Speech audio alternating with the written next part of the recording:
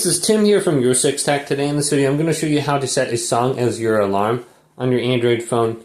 So first thing we need to do is download our song. So we can go to like pixabay.com and find songs through there, or you can find Pixabay on the App Store here.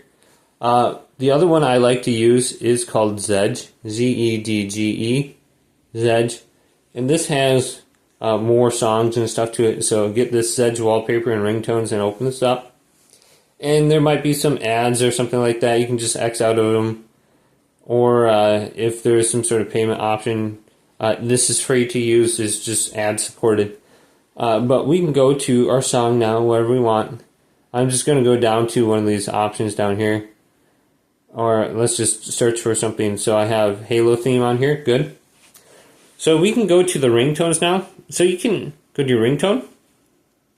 Going down, here's the Halo theme. So I can tap this, I can go to the download option, and I can set it as my ringtone, I can set it as contact, I can set it as alarm sound. So I can set it as alarm sound and I don't have to do anything else, it'll be my alarm. Or we can just swipe up from the bottom here, go to clock, here's our clock. Now, go to your alarm options. So here's the alarm, go to the three dots, go to settings, then scroll on down until you see the sound for the timer. Tap that. Now under here, we should be able to just change this around. So I downloaded a few of those songs, like Halo 1, Halo 2 or something like that. So you can see it didn't change over even though I selected it.